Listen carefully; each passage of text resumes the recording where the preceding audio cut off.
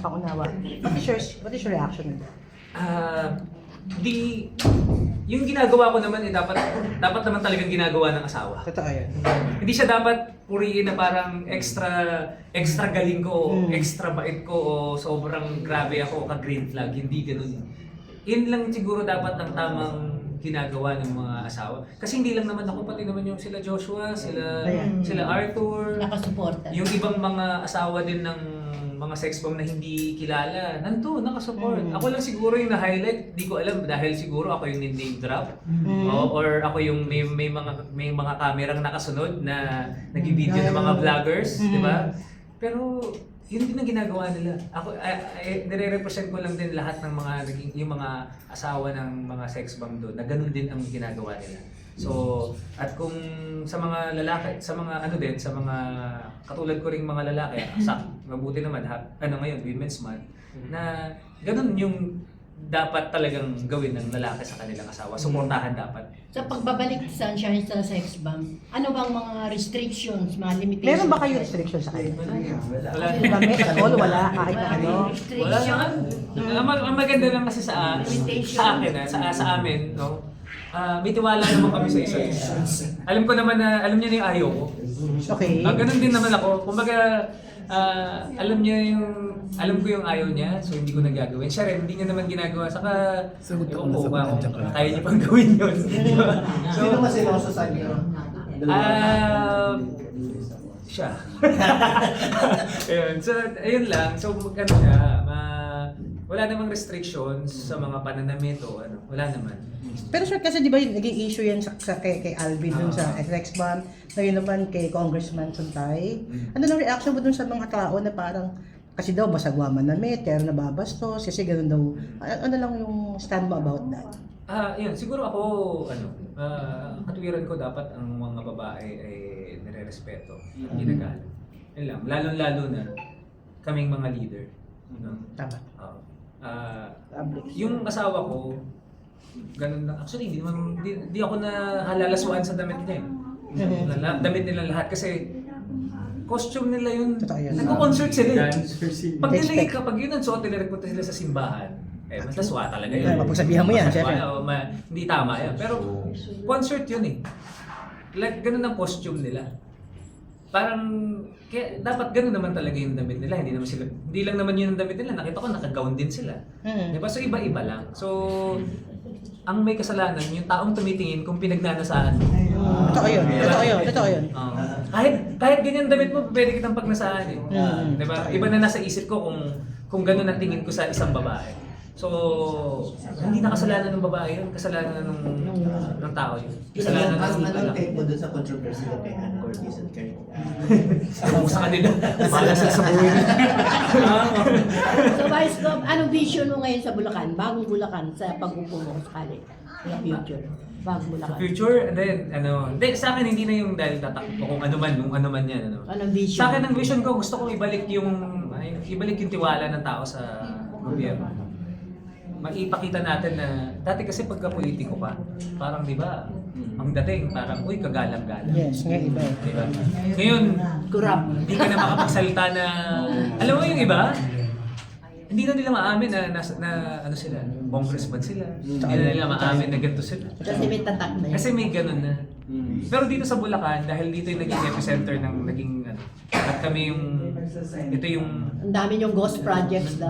daming naging ghost project dito dahil sa flood control.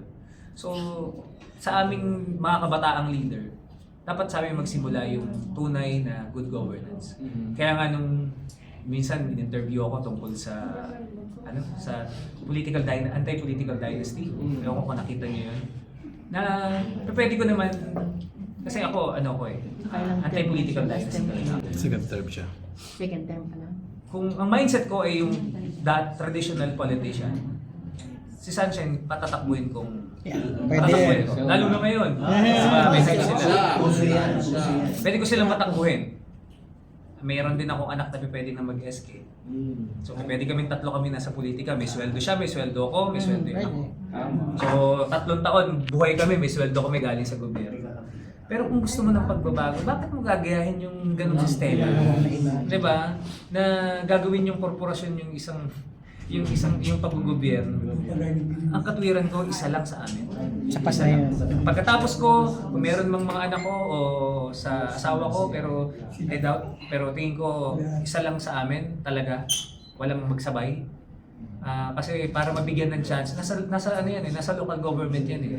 Kailangan bigyan ng pantay-pantay na pagkakataon ang bawat Pilipino na maglingkod. So sa amin, sa pamilya namin, ako lang. So yun yung style ko. Ilan taon yung anak mo, Bay? Isa 20. Mag-SK. 20. Lalaki ba? Pwede na yun, pwede. Wapo din, mag-artista.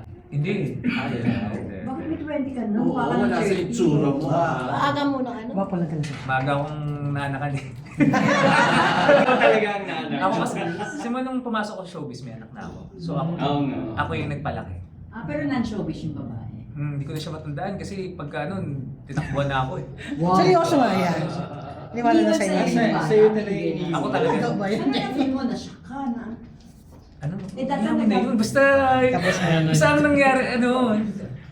Basta napalaki ng... Naniwala naman na umalis ka. Napalaki ng... Hindi, I mean, ako ang nagpalaki. Kaya, kaya hindi ako nag-asawa agad. Kasi dapat yung mga pangasawa ko mahal din yung Anak mo. Kasi ako yung tumayo na akong ama't ina. Diba? So, bata pala, at age na ganun, may binubuhay na ako eh.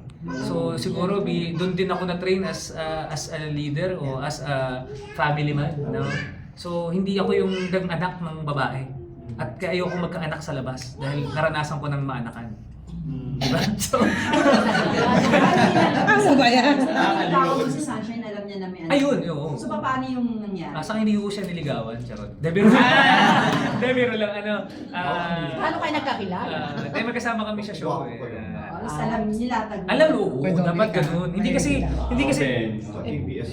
kasi yung ano, hindi pwede kasi yung showbiz na ipapakita mo yung, kaya kami nag-click eh, kasi umpisa pa lang, late mo yung baraha mo, ito yung buhay ko, ito yung buhay natin. O okay ka ba dito? O sige, Eto ko. ito, yan. O tapos, ito, mahalin natin yung isa't isa. So, bali nung 7 years kang kayo ni Sunshine. Yes. So, that time, Mag-asawa na kami nun. 7 years kami mag-asawa na. Wow. So, parang halos siya rin nakasama niya yung Oo. lumaki. So, parang talagang nanay na rin si Sunshine. Oh. Yeah. Sa akin, ano yung medyo private yung ano ko. Hindi naman Ikaw, yung... paano papasok siya sa politika? Paano Hindi, wala. Ay, hindi. Walang balak. Wala. Hindi ko nga, hindi. Kaya kinukuha kasi siyang SK. Oo nga. Dahil nga syempre parang, dahil tatay niya, vice governor, o baka hindi naman sa pag-ano, baka lang may pag-asang manalo. Tapos si Sunshine, nababalita sa Marilao na tatakbong mayor. Pero kaya na. Hindi nga. Why Alam not? mo, Why not? Marilaw mo. Hindi. Hindi namin isa dito. So kasi nga, tatakbo kang governor next election. Hindi, walang kinalaman dun yun. Dahil ang kailangan, kung gusto natin ng pagbabago, simulan natin sa sarili natin. Simulan natin sa pamilya natin. Kung gagayahin din natin yung maling sistema, hindi ko masasabing meron namang mga dynasty na medyo okay, no? Nag-work. Pero kung titingnan natin yung data, marami talaga sa political dynasty ang nawawala ng check and balance. Totoo yun. So kung ako, ang vice governor, tapos tatakbong mayor ang asawa ko, syempre yung budget niya pag pumunta sa Sangguniang Panlalawigan, pag hindi ko inapprovean yun, baka hindi ako papasukin sa bahay. Una, tapos dalawa kayo ni Sunshine. Ano po? Tatlo. Tatlo. Ano po? Tatlo na yung sa amin ni Tatlong Shai. anak nila. Kaya isa kami ni Shai. 1 plus 1, 2 plus 3, 5. So kaya kayo nag-click, Vice, dahil dun sa ganan. parang sinukumpara kayo lagi ni Dennis Trillo May ganun. Nabit mo na siya. Oo naman. Magka-work na kayo. Nag-work na sa Chic Rattle and Roll 11. Guys, sorry pwede bang malaman ang edad niyo po? Age ko po, 40. All 20? Wala na begins. Mga 30. Parang tayo na ako, kaya nga mas naman. Parang Oh, yeah. derm baby.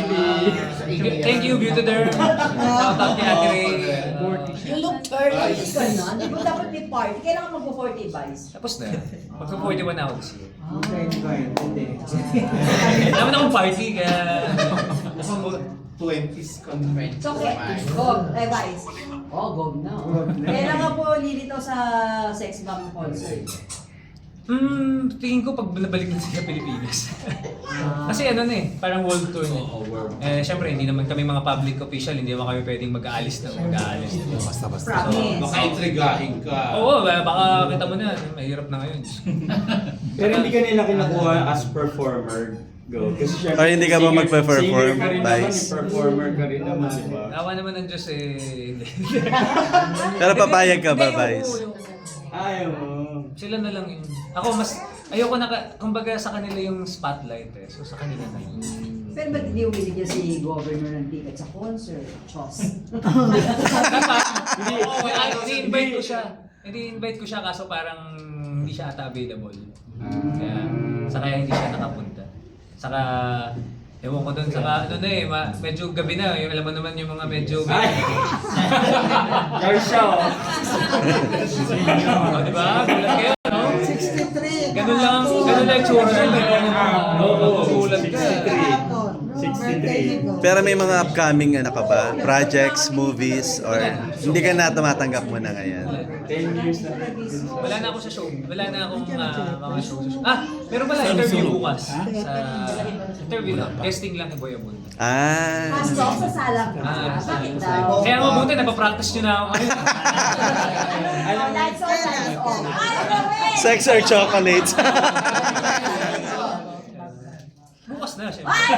Sa may i-reveal ka bukas? Wala namang halas-halas na napagkaroon ng ano. Pwede pa siya. Ngayon, ang manager ko, grabe no?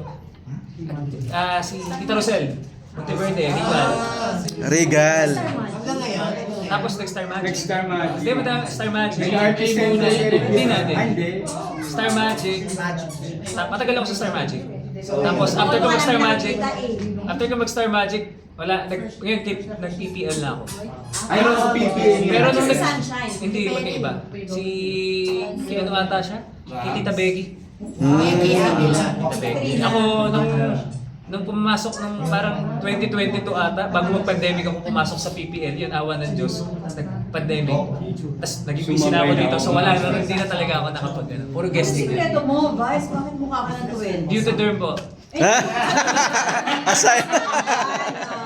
Bisyo, wala. Hindi, ano lang, kailangan masaya lang yung buhay. Pero wala kang bisyo. Umiinom ka. Magserbisyo. Magaling ka talaga sa... Taga-Bulacan po talaga ako. Ha? Bulacan. Yung ano, Healthy living. Healthy living ba? Bongo, di ba? Ano, Vice? Syempre may inom din tayo. May social na pero ano lang, kailangan lang siguro... Oo, hindi naman tayo lasing. Hindi naman tayo... Ang importante lang masaya ka sa buhay mo. Siguro masaya lang ako dahil pinapasaya ako ng asawa ko. Saka masaya Saka ang masaya- pamilya. Ano niyo. kanya pinapasaya? Ay, komedyante. Totoo mag-ano yun. Magaan. Saka Magaan siya? huwag nyo na naman na anak ko, huwag nyo na akong anuhin. Sabi mo talakera. Madalas kanyang i-get Kasi yung nagbabalance sa akin. Siguro kung sa mga nakakilala sa akin nung una ako sa showbiz, parang ang dating ko nun, parang politiko, parang ngayon bakla na rin ako magsalita. Dahil sa asawa ko eh. Alam nyo, Patola ka na nga rin sa skit niyo sa mga reels niyo, di ba? So ano na, mas relax, mas totoo, mas maganda. Mga ilan yung mga anak niyo?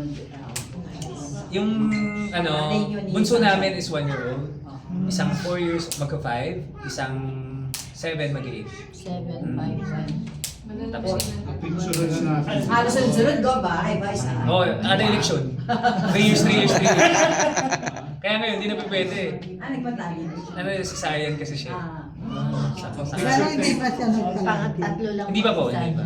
Pero ano sikreto niyong dalawa? Ba't nagtagal ng ganun katagal? Di naman pag mga showbiz talaga is parang naghihiwalay, lalo na kung may iba kayong. Ano yung sikreto niyo Shine? Sikreto namin ni Shine communication, respeto, saka, ayun, kailangan tanggapin mo din yung hinaan ng isa. Kasi hindi naman kayo perfect parehas. Kasi kapag tumatagal na, ang makikita mo na yung maganda, makikita mo rin yung hindi maganda sa kanya. Pero mahalin mo yung hindi maganda sa kanya rin. Tapos turuan mo rin siya ng mga bagay na tingin mong magiging tama naman. So, open communication, saka mahalin lang. Iwas sa tukso. Ayan. Iwas. Ay, ikaw, anong ayaw mo kay Sunshine? Anong trait niya na ayaw mo? Ayaw ko. Talakera, sabi mo, talakera. Talakera. Talakera sa bahay. Sobrang ano kasi doon, OC nun. O, sige. OC siya, so malinis kasi sa bahay. Sabi, blessed naman ako dahil malinis talaga sa bahay si Shine. Siya naglilinis ng bahay, siya nagwawalis. Eh ako minsan, pagka yung, Makalat. naiwan ko dito. O tapos, pagdating ko nun, ng bahay, o bakit iniwan mo? Ganun. So, ganun lang. Pero walang, which is, ang maganda rin naman, natuturuan niya rin naman ako na, siyempre lalaki ka, tapos bunso ka, tapos, so parang lahat mga kapatid ko, kayo siya yung gumagawa para sa bahay. Wala kang katulong? Meron naman. Pero ganun siya, hindi naman siya yung... Maimis. Actually, may baon akong pagkain ngayon. Bago siya mag-rehearse, siya pa nagluto ng pagkain ko sa baon ko ngayon. So ganun siya ka-sweet, ganun din siya kaalaga sa amin, pamilya. So hindi siya yung parang iuutos sa katulong, o sa kasambahay. So talagang housewife talaga siya. Yun. Yun, tumutuwid na sa... Thank you, guys. Partido mo, Ha? ano pong partido? Parehas kami ni Gov, NUP. So, alam, ang NUP kasi walang walang parang NUP. green, walang nasa gitna yun. Ano kulay ng NUP? Green din. Pero hindi siya yung verde na o yung BBM, yung Duterte, walang gano'n. Pero